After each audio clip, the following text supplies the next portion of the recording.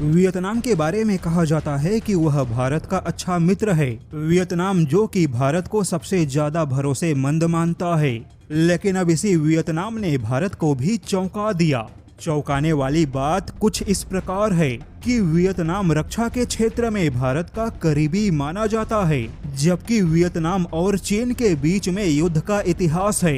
लेकिन अब यही वियतनाम चीन के साथ में एक बड़े सौदे को फाइनल करने की तैयारियां कर रहा है, और यह सौदा कूटनीतिक मोर्चे पर भारत के लिए अच्छी बात नहीं है, क्योंकि चीन लंबे समय से वियतनाम को लुभाने का प्रयास कर रहा है, जबकि वियतनाम भी चीन के धोखेबाजी और चालबाजी को अच्छे तरह से जानता है।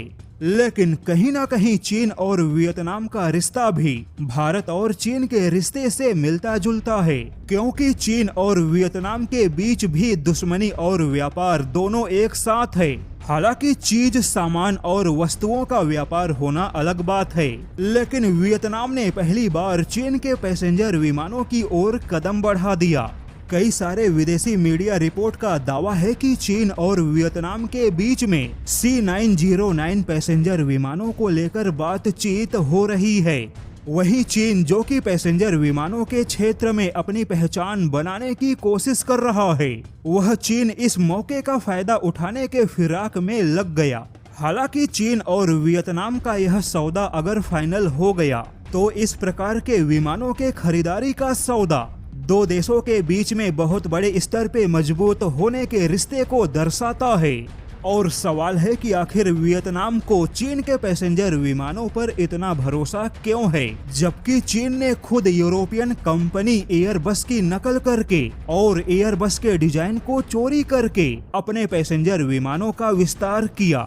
हालांकि अब सवाल है कि वियतनाम और चीन के बीच में पैसेंजर विमानों का सौदा फाइनल हुआ, तो सवाल है कि क्या यह भारत के लिए कूटनीतिक मोर्चे पर चुनौती होगी? क्या इस प्रकार का सौदा वियतनाम का चीन के करीब जाने का प्रमाण होगा?